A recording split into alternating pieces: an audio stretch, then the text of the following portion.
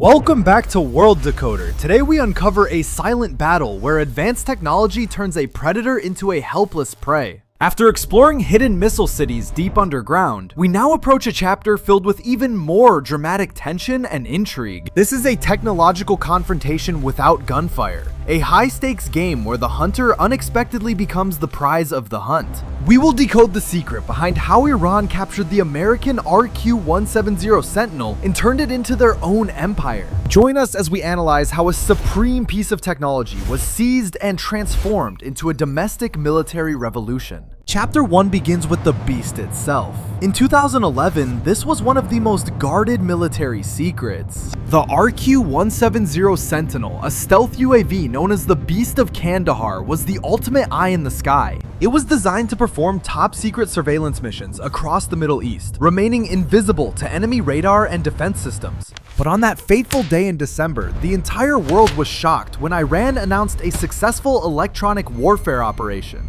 They claimed to have landed the aircraft near the city of Kashmir, a feat that many experts initially refused to believe. The strangest part was the condition of the drone. It was pristine, showing no signs of being shot down. There was no crash damage, no bullet holes, and no evidence of a violent impact with the hard desert ground. World Decoder explains.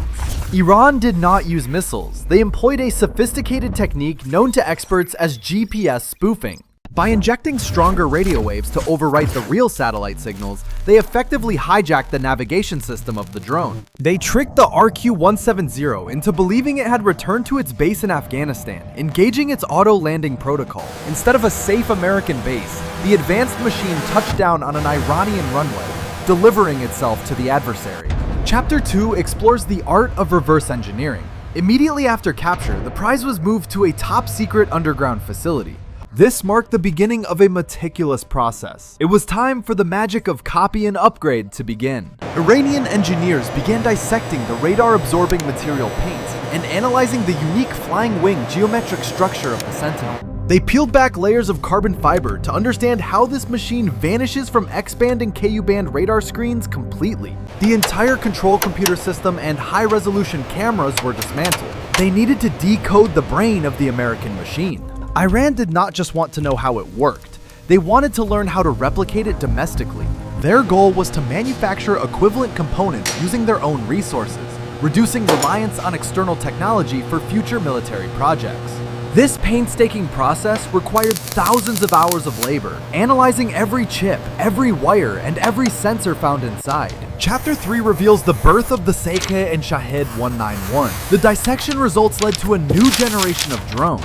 From the outside, they look almost identical to the American RQ-170, but they embody a completely different strategic mindset. Localization and optimization were key. While the American version was a pure reconnaissance device, Iran had other plans for it. Iran upgraded their copy to become a combat UAV, capable of carrying precision bombs and guided missiles under its belly. The United States spent millions creating a single RQ-170. Iran found a way to produce them at a fraction of the cost. By simplifying electronic components and using available small jet engines, they achieved mass production without sacrificing too much performance.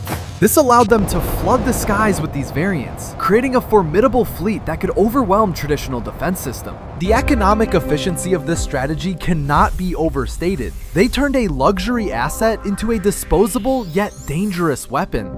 Chapter 4 teaches us a lesson on adaptation. The story of the RQ-170 is more than just a military incident. It stands as a testament to a new era of technological warfare where adaptability triumphs over pure innovation and budget. Iran proved that you do not need to invent the technology first. You only need to be the best at adapting it. From a single captured aircraft, they built a diverse ecosystem of drones, ranging from reconnaissance units to attack squadrons. This speed of development has astonished international military observers and changed the security calculus in the Middle East region forever. World Decoder concludes that the copy and upgrade strategy helped Iran narrow the military gap with superpowers in record time. The RQ-170 from that day now has thousands of descendants, spreading their wings over hotspots around the entire world.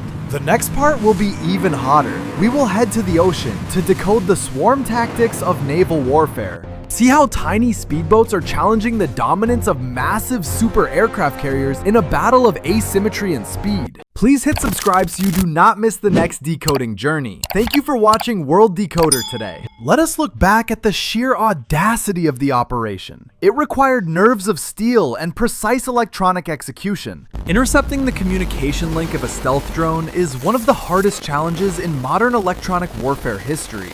Imagine the confusion in the control center when the connection was lost and the bird simply stopped responding to commands. Satellites searched in vain, but the bird was already in a cage, shielded from prying eyes by thick concrete walls. The material science involved was cutting edge.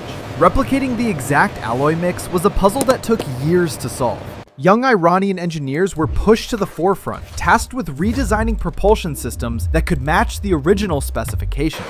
Wind tunnel tests confirmed that their copy had stable flight characteristics, validating the success of their reverse engineering efforts. Strategic mobility was also improved. These new drones could be transported easily on trucks and launched from anywhere. They developed mobile launch platforms, eliminating the need for large, vulnerable airbases that could be targeted by enemies. The stealth characteristics were retained, making these new drones difficult to detect for neighboring countries' air defense networks. This capability gave Iran a new strategic arm, allowing them to project power far beyond their own physical borders. The Shahed series proved to be versatile, smaller, harder to hit, yet capable of delivering a significant explosive payload. They provide real-time intelligence, streaming high-quality video back to command centers to aid in rapid decision-making processes. Self-sufficiency became the ultimate goal. No sanctions could stop the production line once the domestic supply chain was established. This success spurred an educational boom. Universities began focusing heavily on aerospace engineering to fuel the growing industry. The technology eventually trickled down. Concepts learned from the military project began influencing civilian and agricultural drone developments.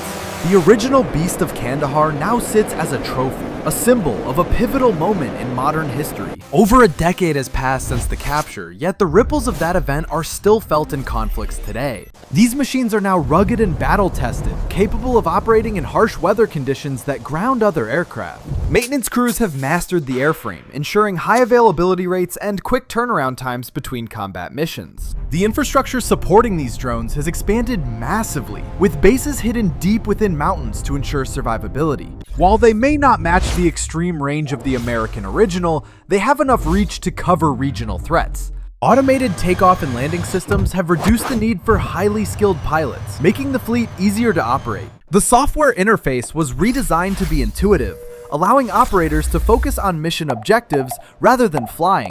Iran has even begun exporting this technology, sharing their reverse-engineered success with allies and changing global drone markets. Western nations have had to adapt their air defense strategies to counter this unexpected proliferation of stealthy threats. New counter-drone technologies like lasers and jammers are being rushed into development to answer this specific challenge. But the cat-and-mouse game continues. As defenses improve, the drones are upgraded with better jamming resistance. The future lies in artificial intelligence. The next step is making these machines fully autonomous, requiring no human pilot. Imagine a swarm that thinks for itself, selecting targets and executing strikes while the human operator merely supervises. The sky is becoming more crowded. The era of undisputed air superiority for any single nation is coming to an end. The RQ-170 incident was the spark that ignited this fire, a single mistake that led to a paradigm shift. It serves as a powerful reminder that in the world of technology, adaptation is just as powerful as invention. We have journeyed through the capture, the dissection, and the rebirth of a machine that changed the world. But the story of asymmetric warfare does not end in the sky. It extends deep into the blue oceans. Next time, we dive into the strategy of using cheap, fast boats to threaten multi-billion-dollar warships. It is a battle where size does not guarantee safety, and where swarm tactics can overwhelm the strongest defenses. What do you think about this technological turnaround? Let us know your thoughts in the comments section below. If you enjoyed this deep dive, please like the video and share it with friends who love military technology. This is World Decoder signing off. Stay curious, stay informed, and we will see you in the next episode.